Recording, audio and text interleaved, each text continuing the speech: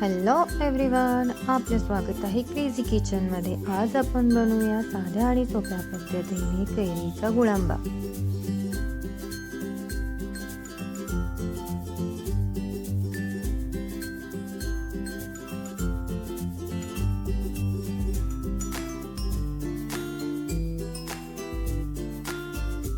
कैरीचा गुळांबा बनवण्यासाठी सर्वप्रथम कैऱ्या या स्वच्छ पाण्याने धुवून घ्याव्यात।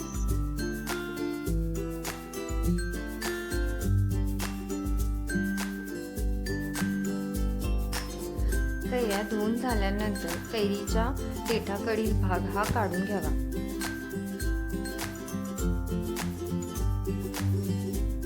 चला तर आता आपण आंब्याच्या साली काढून घेऊया।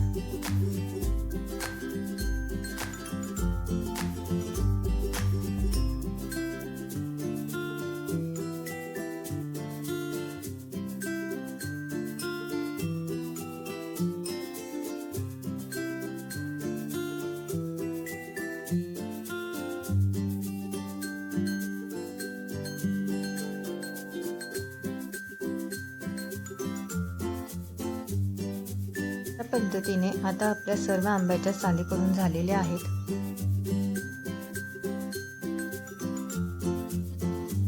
आता आपण साली काढलेले आंबे सर्व खिसून घेऊ।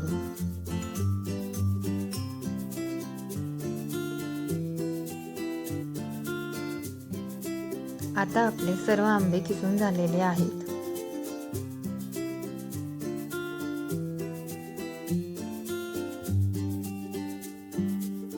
आंबे खिसून झाल्यानंतर एक कढई गरम करून घेऊ।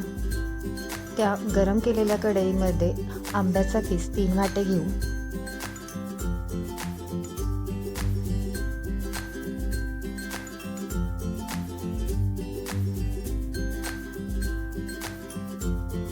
किस घेऊन झाल्यानंतर त्या कढईमध्ये 3 वाट्या गूळ घालू। गूळ घालून झाल्यानंतर त्यामध्ये 1 दालचिनीचा तुकडा व 2 लवंगा घेऊ। आता हे सर्व मिश्रण चांगले परतून घेऊ। गुळांबा करत असताना एक गोष्ट लक्षात ठेवा, ती म्हणजे जेवढी आपण कैरीचा किस घेतला असेल तेवढ्याच प्रमाणात गूळ घेणे।